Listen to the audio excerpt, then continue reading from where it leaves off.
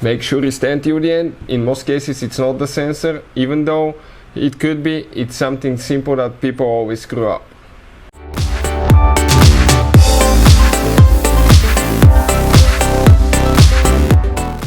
Hey guys, welcome back to Auto Repair Guys. Thank you guys for watching and subscribing to the channel. Today will be super helpful video to any of you having a Dodge Charger. If you guys have one of those and you have check engine light and code P0340, stay with us. We'll explain what can easily cause that, how we can test the sensor that causes that, so that way you find out what's wrong. And often it's not even the sensor causing the problem, it's a common mistake that people make, and we'll explain what it is. So make sure you stand till the end.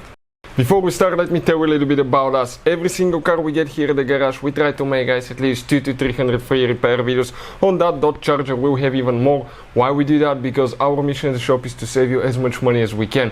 All we need, guys, in return, please subscribe to the channel, like the video, that way we can keep making these free videos, absolutely free.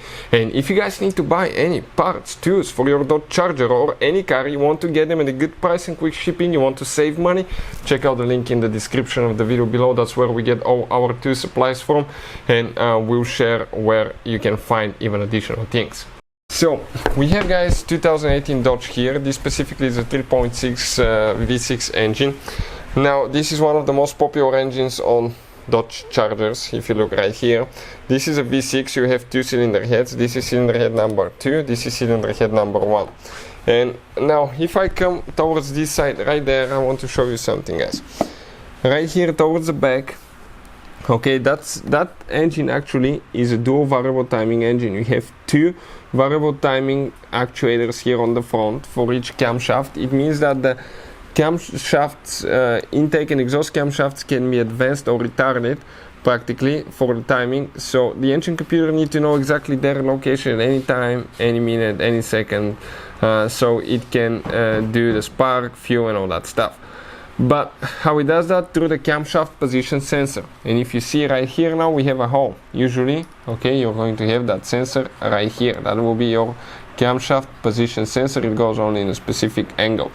Now there is a trick to that sensor, guys. If you look at it, it actually, you have only one camshaft position sensor, but you need to have two, because you have two camshafts that have variable timing. And if you pay attention to that sensor, it's actually two sensors integrated in one. And what we have here, that's a connector for it. It's a 4-wire connector, because a traditional camshaft position sensor will have only will have only 3 wires, 1 wire less. This one has 4. So looking at the sensor, guys, if you have that code P0340, it's very likely that you have bad camshaft position sensor on the exhaust camshaft. It will be that one here, okay, that will be mounted like that. So it will be that sensor right here that's bad. We have a video that explains how to test camshaft position sensor on Dodge Charger. Check it out, it will teach you all about that and find out how to do it. Not very complicated, guys. And you will be able to know if it's good or bad, so you don't waste your money on a new sensor, right? So that's pretty winning situation. But what often causes that code P0340? Often, guys, you need to inspect the connector and make sure that it's not contaminated with engine oil. If you have leaking gasket here around the camshaft position sensor, that leaking gasket can cause that in some cases. So make sure it's not contaminated with oil, water, dust, anything like that. Number 2, make sure the connector is plugged all the way in. We've seen that like number 1 mistake. People would just not push it all the way in, and when it's in, you need to lock that red piece inside, so that way it's not going to come loose, okay, if you go through a bump or anything like that. Next, when you disconnect it, never grab for the wires to pull it out. That's what people naturally do, grab for the wires, because it's convenient and you can actually damage the wires and pull them out of the connector here.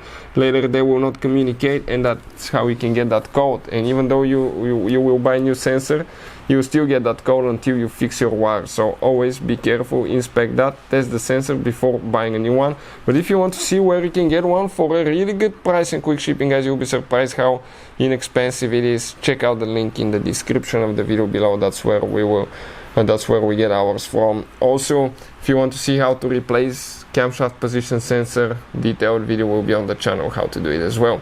If you have any more questions, let us know, leave a comment below, that way we can make video for your specific problem. Thank you for watching and see you guys next time.